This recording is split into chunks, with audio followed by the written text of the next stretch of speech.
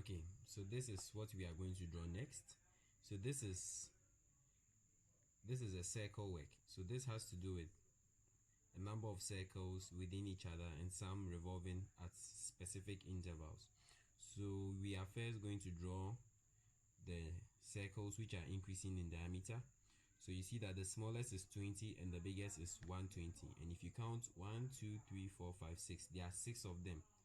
So you realize that it is circles of increasing diameter of 20. So the first one is 20, 40, 60, 80, 100, and then you end with 120.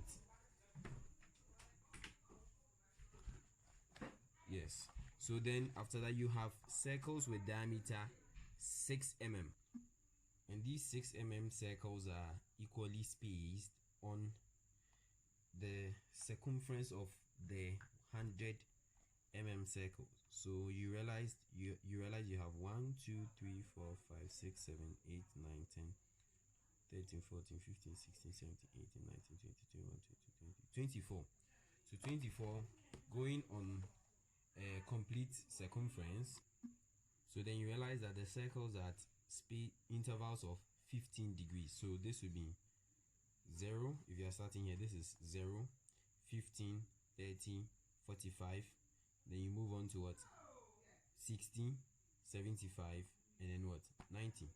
So then you continue all the way back to 360. Okay, so let's start.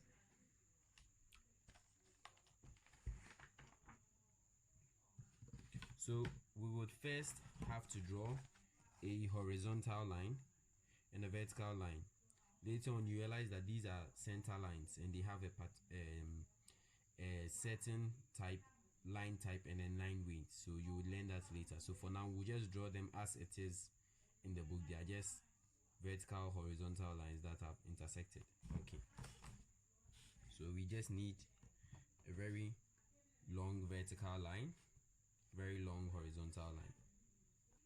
So I have created my horizontal line. I'm going to go ahead and create my vertical line. Now to create your vertical line or the vertical lines easily, and these are lines which are going to be perpendicular to lines drawn horizontally using the T-square. You simply slide your T-square to wherever you want to start your line. You place your set square either 45 degrees or 30-60 on it.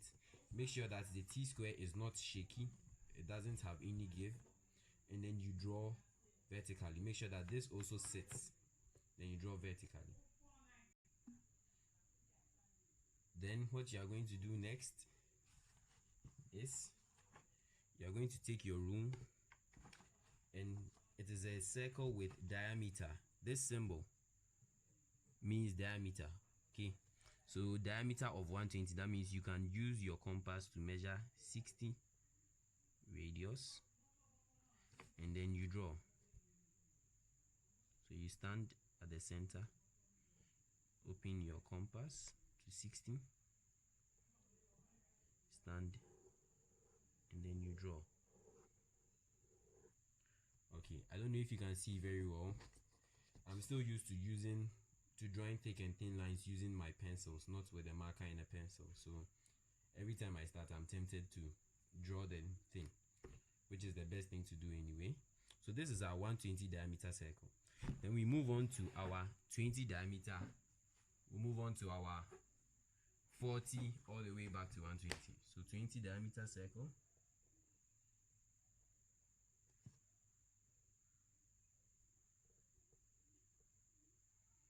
Sorry, 20 diameter would have to be with 10. This one I'm doing is actually 40 because I measured 20. So when I open 10,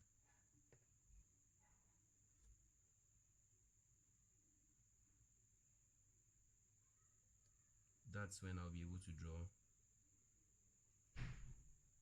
the 20 diameter circle. I'm going to set this very well, make sure it's. Then I'll move on to my 60. So I'm going to draw my 60 now.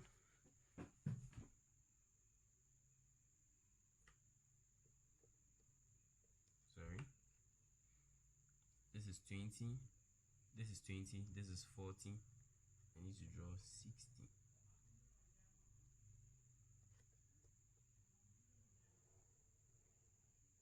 Then I draw 80.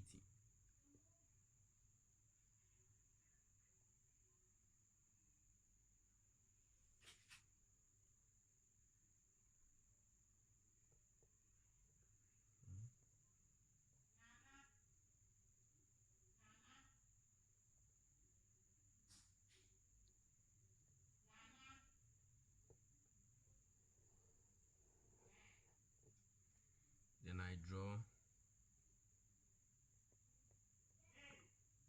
100.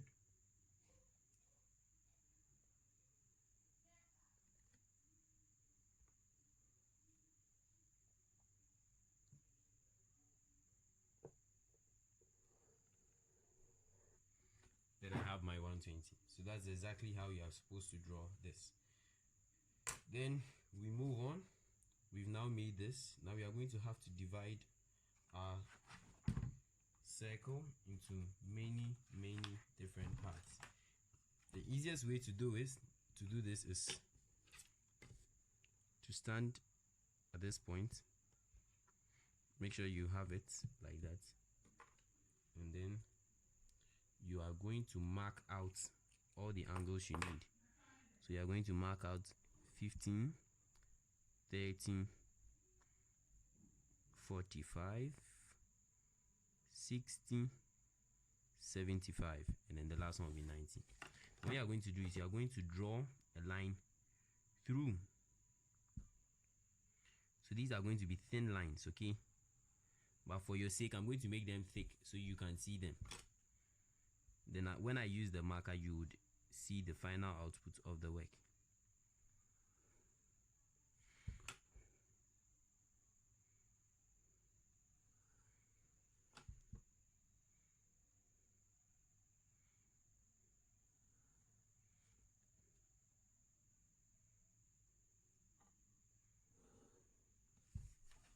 Okay, then I'm going to do the same for the other side. So now, after creating all this, you are going to open your compass with your pencil in it.